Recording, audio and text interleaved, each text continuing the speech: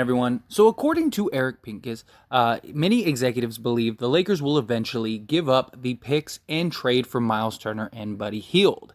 Now, right now, we know that the Lakers have approached the San Antonio Spurs about trying to acquire Doug McDermott and Josh Richardson, and they've offered 2 first-round picks. Now, the only way that we could get Buddy Hield and Miles Turner is if we trade Russell Westbrook, right?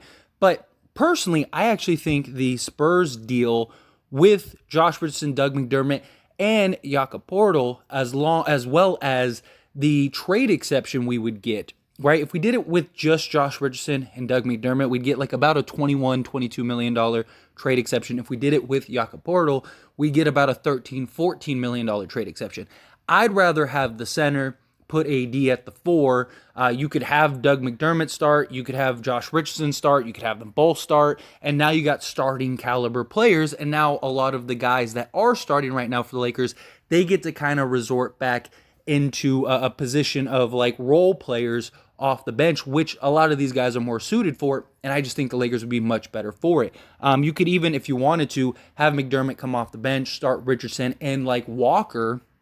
That could be a solid move as well because Walker's been really good for us. But nonetheless, I do think the Spurs deal is overall better than the Pacers deal. But in the same breath, they're only offering 2 second-round picks for the Spurs deal. Now, I do think that eventually they'll meet somewhere in the middle, right? If this deal is to get done. You never start a negotiation with your best deal, right? You're not going to walk in and be like, here's Russell Westbrook at 2 first. No, you're going to walk in, you know what they want, we know what we want to give up, and then you guys try to find a happy medium. And so I would rather them go, and if you could do the Spurs deal for, like, let's just say you do Josh Richardson and Doug McDermott and you get the trade exception. Let's say you give up 1 first, right? That I think would be a great deal because now you have that trade exception and you could use that trade exception to go get Miles Turner and maybe that other first. And now you get Josh Richardson, Doug McDermott, and as well as Miles Turner. Or you could keep the trade exception, trade Patrick Beverley and Kendrick Nunn, go get Miles Turner because that salary matches and now you're in a better position and you still have that trade exception if a trade is to open up later on down the line. That would be solid, especially like a $21 million trade exception. Or you could even use that trade exception maybe to go get a Kyrie Irving, right? Something like that. And now you get Kyrie, Josh Richardson, Doug McDermott, and Miles Turner. Come on, that's a championship contending team. And I know it sounds pretty crazy, but none of it really is. It's all achievable trades and things that could actually get done. Now, will all that happen? Probably not, but who knows? Like, again, it's not like completely out of the realm of possibility. The other thing is, too, is what's going to happen with Kyrie Irving, right? Now, I do think if the Lakers get Kyrie Irving, the trades that the Lakers make are going to change, right? Because one, you need money to re-sign Kyrie Irving next season because let's say Kyrie gets bought out, right? And he ends up signing with the Lakers for the vet minimum. You're going to need money to re-sign Kyrie if it works out. Now, Kyrie's never going to be a max guy ever again. He's never going to be a $36 million guy again. I think realistically, he's probably going to be around like $15 million. I think what'll end up happening is like the Lakers will want like a prove it deal. Like, hey, yeah, we got you for half a season. You were great for us for half a season. We need to see more. So what we're going to do is we're going to give you a 1-year deal, $15 million. Also, after that, LeBron and Anthony Davis could expire. You also don't want to be locked into Kyrie long term if those guys don't stay or if it doesn't work out.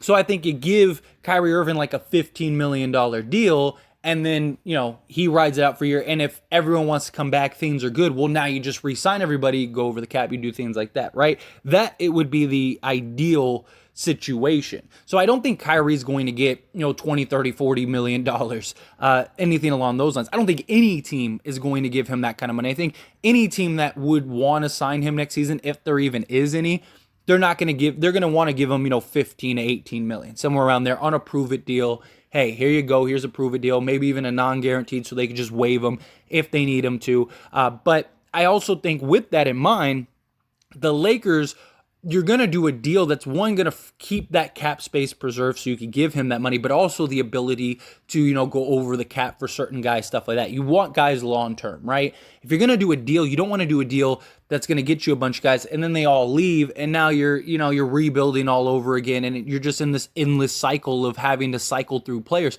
That's been a big problem for the Lakers as well, right? Having no foundation and stability amongst players. So if you could go do like a Spurs deal, get bird rights on everybody's kind of an expiring deal.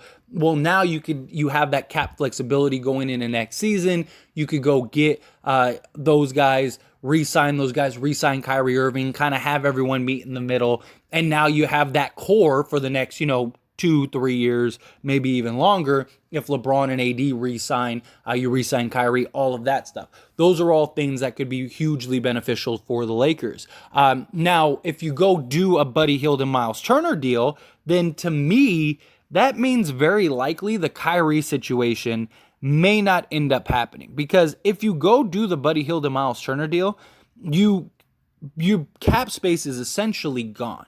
Unless Kyrie's going to take like, a biannual where it's like 11 million, unless Kyrie's willing to take like an 11 million prove it deal, chances are that's your sign that the Lakers are going to say, hey, hard pass, we're done. We're not going to do the Kyrie thing. If he comes and he gets waived and bought out, okay, fine.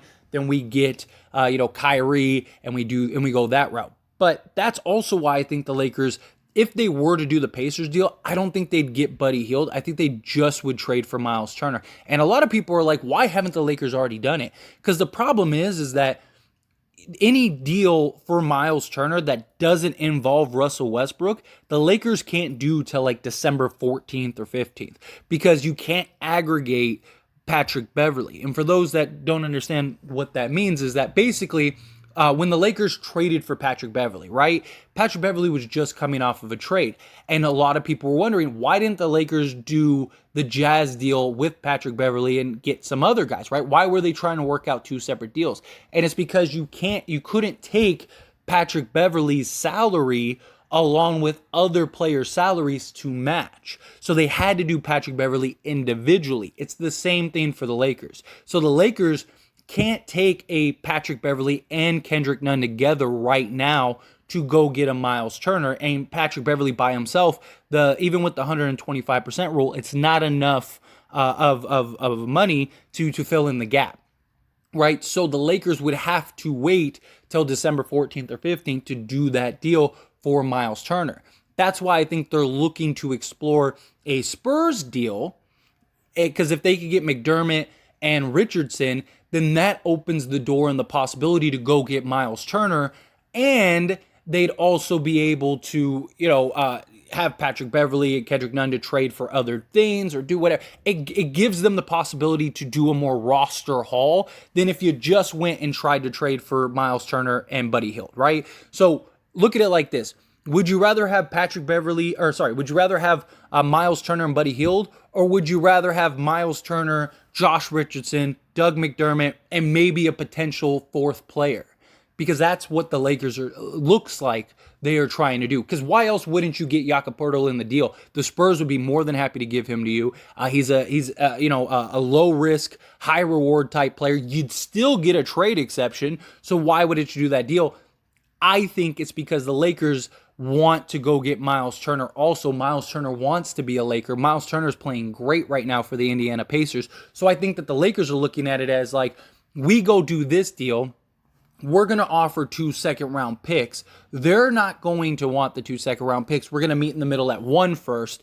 We're going to get, the guys we want from the Spurs. And then we have that trade exception. But we also have Patrick Beverley and Kendrick Nunn to go and get Miles Turner. So if the Nets want, or if the Pacers want the trade exception, then you do the trade exception straight up, and you have enough money to do that, and you give them the first. Or if they want the players and the salary to wait, well then okay, you could give them the players, and then they could buy out the salaries. So it just gives them more potential to go get Miles Turner. But the key is you're going to need another first, right? And so now you end up turning both first into like 3 or 4 players. And like, let's say they want the trade exception in the first, okay, you give the trade exception in the first, you get Miles Turner. Well, now you can take Patrick Beverley and Kendrick Nunn and maybe a couple seconds, go get like a smaller mid-tier guy, maybe a guy, maybe you even take a risk on a guy on a longer term deal, right? Something along those lines is something that I could see happening. Or if you do get Kyrie Irving, then you trade Russell Westbrook, you go get Buddy Hield and Miles Turner. Now you got Kyrie, Buddy Hield, and Miles Turner. So what this is basically the Lakers just trying to stay patient and find a way to kind of get a roster turnaround, because that's the only way that the Lakers are really going to be a legit contender this year, right? Going and getting Buddy Hield and Miles Turner, I think absolutely helps, absolutely makes us better, but I still don't think it's enough to solve all of our problems. We need multiple shooters, multiple, starter level players, and that's what the Lakers are trying to do. They're trying to go get multiple deals to make this work, to make this happen. Maybe I'll even do like a dedicated video just to like the Spurs and Pacers, kind of break that down like I did now, but more in depth. For everybody. But nonetheless, I wouldn't be shocked if Buddy Hield and Miles Turner end up on the Lakers, or at least Miles Turner. I really think Miles Turner is a huge potential. But the other thing too, the other concerns you got to keep in mind, Miles Turner, is still injury prone, right? He's been healthy so far, but it's still early in the season. He's very injury prone. And again, if you do this deal, you're stuck. That's your team. Buddy Hield, Miles Turner, Anthony Davis, LeBron James, those guys have all your cap space. So it's those 4 guys in vet minimum deals from here on out. And, you'd have a taxpayer mid-level. But outside of that, you're basically looking at these core 4 guys are your guys for the next like 2 or 3 years, at least, if not longer. So that's something that I'm sure the Lakers are reserved for. And if it doesn't work, you're stuck. If it doesn't work, you get nothing, because they want a first-round pick for Miles Turner and Buddy Hield. But if you only get one of them, then you probably only have to give up one first. And if you could turn, both your first into 3 or 4 players, that's a better approach than going and getting Buddy Hield. Because again, now you have guys like Walker, Reeves, Brown, like all of those guys, Thomas Bryant, all these guys are coming in, and now they're playing your role guys. Now you're deep. Now you're a really good, deep team. So now if Walker gives you 15, that has much more of an impact than it does right now, because now he's your 7th or 8th best player rather than your third or 4th best player. So it's a big difference. But anyway, as always, this is a discussion, so I want to hear from you. Let me know your thoughts and opinions down in the comment section below. What do you think? Do you think the Lakers will end up doing the Indiana Pacers deal? Do you think they won't? However you feel, good, bad, ugly, somewhere in between. Let me know your thoughts and opinions down in the comment section below.